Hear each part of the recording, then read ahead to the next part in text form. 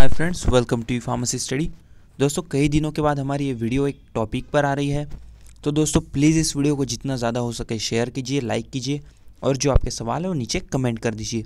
और अभी तक के आपने अगर बेल आइकॉन को प्रेस नहीं किया है तो सब्सक्राइब के बाजू में आने वाला बेल आइकॉन प्रेस कर दीजिए। तो दोस्तों, ये जो वीडियो है हमारे एक सब्सक्राइबर थे जिन्होंने डिमांड की थी। मतलब उन्होंने डिमांड तो कई दिनों पहले ही की थी, पर यार सॉरी, मैं जो है वीडियो नहीं बना पा रहा था। पर अभी मुझे फ़िलहाल वक्त मिला है तो जितने ज़्यादा वीडियो हो सके मैं आपको देने वाला हूँ। तो आज की जो वीडियो, जैसे कि आप पढ़ चुके होंगे, तो जो है ड्रग हाउस मैनेजमेंट पर। तो ये जो है ये रिक्वेस्ट थी हमारे सब्सक्राइबर की। तो ओके, मैं जो है कंप्लीट चैप्टर भी ज़रूर लूँगा, पर फिलहाल जो है इसमें से जो सबसे इम्पोर्टेंट टॉपिक मुझे लगता है उस पर जो है मैं आज आपको मतलब डिटेल एक्सप्लेन देने वाला हूँ, जिसके बाद जो है ये टॉपिक आपको बिल्कुल ईजी लगने लगेगा और जो है आसानी से आप इसमें अपने 3 या 4 मार्क सिक्योर कर सकते हो।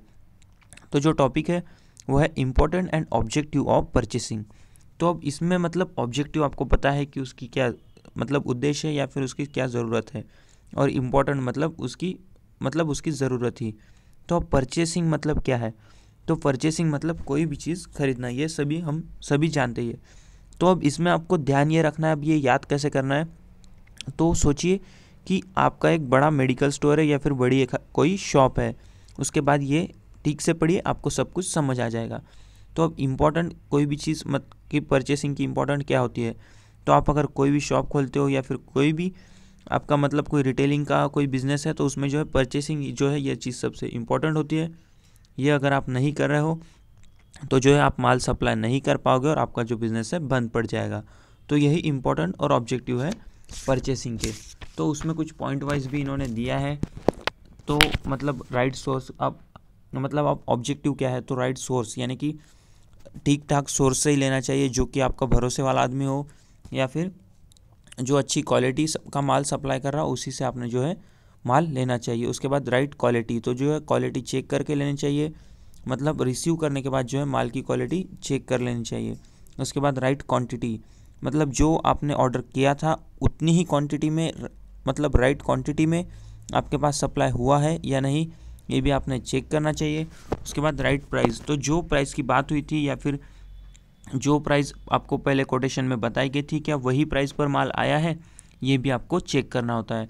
उसके बाद राइट टाइम, तो ऐसा आपको देखना होता है कि कौन सा जो है जो सेलर है या फिर जो सप्लायर है वो हमें राइट टाइम पर जब हमें चाहिए तब प्रोडक्ट देगा। तो ये भी जो है यहाँ पर आपको चेक करना होता है। राइट प्लेस ऑफ डिलीवरी, तो जो है जो सप्लायर होता है उसने डायरेक्ट आपके बिजनेस प्रीमाइसेस यानी कि जहाँ पर आप बिज़नेस कर रहे हो या फिर जहाँ पर आपका शॉप है, क्या वो वहाँ तक के डिलीवरी कर रहा है, राइट प्लेस पर डिलीवरी दे रहा है, तो ही हम उसे ऑर्डर देंगे। और जो लास्ट पॉइंट आता है वो है राइट मोड ऑफ ट्रांसपोर्टेशन।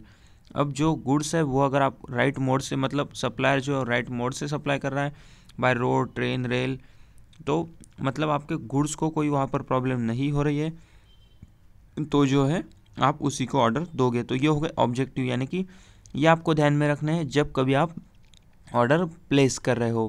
कि हम एक बार फिर से रिवाइज कर लेते हैं। Right source, right quality, right quantity, price, right time और right place of delivery and right mode of transportation. तो ये सारे पॉइंट आपको आपके दिमाग में रखने होंगे जब कभी आप अपने मेडिकल शॉप या फिर अदर कोई भी बिज़नेस के लिए ऑर्डर दे रहे हो। तो अब आपका जो है, हम मेडिकल स्टोर का एग्जांपल लेते हैं। आपके जो है पैरासीटामॉल ख़त्म हो चुकी है या फिर आपके कोई 10-12 मेडिसिन ख़त्म हो चुकी है अब, या फिर ऐसी एक लेवल पे आ गई है जिसे हम कहते हैं रीऑर्डर लेवल। तो इस वक्त आपको जो है ऑर्डर देनी होगी। तो भी ऑर्डर देनी कैसे, डायरेक्ट आप जाकर तो वहाँ से ला नहीं सकते हो क्योंकि ये ज़्यादा क्वांटिटी में है। तो आपको जो है ठीक ठाक एक स्टैंडर्ड प्रोसीजर होगी, उसी के हिसाब से जो है आपको माल परचेस करना होगा। तो जो परचेसिंग प्रोसीजर है उसमें जो यहाँ पर जो है 7 पॉइंट आते हैं, यानी कि 7 ऑब्जेक्टिव थे पहले, अब जो है परचेसिंग प्रोसीजर उसमें भी 7 पॉइंट आते हैं। तो स्टेप बाय स्टेप हम एक एक देख लेते हैं। तो सबसे पहला जो पॉइंट आता है परचेस रिक्विजिशन। अब रिक्विजिशन मतलब कोई डिमांड या फिर कोई रिक्वेस्ट करना कि भाई हमें इतना इतना चाहिए। तो जब कभी आपका एग्जिस्टिंग स्टॉक जो है वो मिनिमम लिमिट पे आ चुका हो या फिर जैसे कि मैंने पहले कहा रीऑर्डर लेवल पर आ चुका हो, तो जो कोई भी आपके स्टोर का या फिर आपके जो है बिज़नेस का पर्सन इंचार्ज हो, तो वो एक मतलब फॉर्म फिल करेगा और जो है स्टोर के परचेस डिपार्टमेंट वाले बंदे को दे देगा। और अब ये फॉर्म में क्या होगा, यानी परचेस रिक्विजिशन के कागज़ में क्या क्या लिखा होगा, तो उसमें लिखा होगा कि कौन सा हमें माल चाहिए, कितनी क्वांटिटी चाहिए, या फिर किस टाइप का हमें माल चाहिए, तो ये सब कुछ इसमें लिखा होगा। तो ये हो गई परचेस रिक्विजिशन, यहाँ से जो आपकी स्टार्टिंग होती है। उसके बाद जो सेकंड आता है, अब आपको मतलब ये तो फिक्स हो गया कि हमें क्या क्या चाहिए, कितना चाहिए, पर किस बंदे से लेना है या फिर किस सप्लायर से लेना है ये आपको नहीं पता। तो इसलिए जो सेकंड पॉइंट आता है वो है सिलेक्शन ऑफ सप्लायर। तो आपको जो है यहाँ पर एक अच्छा सा सप्लायर सिलेक्ट करना होता है। अब वो सप्लायर कैसा होना चाहिए, यानी कैसा सिलेक्ट करना आपको करना पड़ेगा, तो जो है आप एक लीगली टेंडर इनवाइट कर सकते हो। अब टेंडर अगर आपको नहीं पता है तो ये भी मैं आपको बताने वाला हूँ। जो टेंडर है, सिंपली अगर मैं बोलूँ तो आप एक रोड के कॉन्ट्रैक्ट वगैरह याद रखिए। इस वक्त मतलब जब कभी कोई रोड का या फिर बड़ा कोई कॉन्ट्रैक्ट दिया जाता है तो जो है आपने पेपर्स में पढ़ा होगा कि इतना इतना करोड़ का हमें कॉन्ट्रैक्ट देना है, इतने इतने काम करने हो गए, तो कोई भी मतलब इंटरेस्टेड हो तो अपने कोटेशन भेज सकता है। तो इस तरह का जो है वो पेपर में जो आता है वो टेंडर होता है। तो जो है आपको भी अब माल चाहिए, यानी कि आपको भी गुड्स चाहिए, तो आप भी जो है टेंडर इनवाइट कर सकते हो। मतलब किसी लीडिंग न्यूज़पेपर वगैरह में जो है आप टेंडर इनवाइट कर दीजिए, और उसके बाद जो है वो टेंडर पढ़ने के बाद कोई भी जो सप्लायर है वो आपको कोटेशन भेज देगा।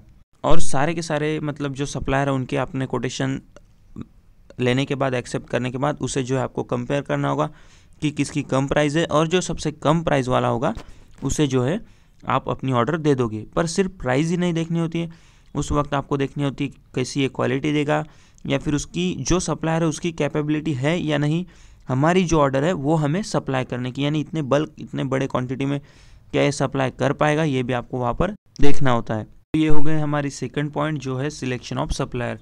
अब हमने मतलब कि क्या क्या हमें चाहिए उसकी लिस्ट बना ली, किससे लेना है वो भी सिलेक्ट कर लिया। अब जो है तीसरा पॉइंट यहाँ पर आएगा, प्लेसिंग द ऑर्डर।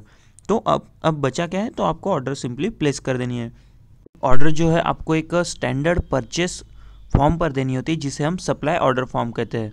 तो इस पर आपको डिटेल स्पेसिफिकेशन लिखना होता है कि हमें क्या क्या चाहिए, कितनी क्वांटिटी में चाहिए, या फिर प्राइस वगैरह अदर टर्म सब कुछ आपको वहाँ पर लिखने होते हैं। यानी कि वो सब कुछ आपको मतलब आपके फॉर्म पर लिख कर आते हैं, बस आपको जो है वो देखने होते हैं। और क्या क्या आपको ऑर्डर चाहिए, बस आपको एक सिंपली टिक कर देना है कि हमें ये प्रोडक्ट इतने इतने क्वांटिटी में चाहिए। अब ये जो है मतलब जो हमारा सप्लाई मतलब ये सब कुछ आपको मतलब इस पर क्वांटिटी भरनी होगी। तो बस आपको टिक करते जाना आपको कितना चाहिए, क्या चाहिए। और उसके बाद जो है जैसे कि सप्लाई ऑर्डर जो है वो लीगल फॉर्म होता है, आपको पता ही होगा। तो ये लीगल फॉर्म की जो है 5 या 6 कॉपी आपको बनानी होती है, जिसमें से 2 कॉपी जाने वाली है जो आपको माल सप्लाई कर रहा है उसके तरफ, यानी सप्लायर के पास, जिस पर से वो 1 कॉपी पर साइन कर जो है आपको रिटर्न कर देगा।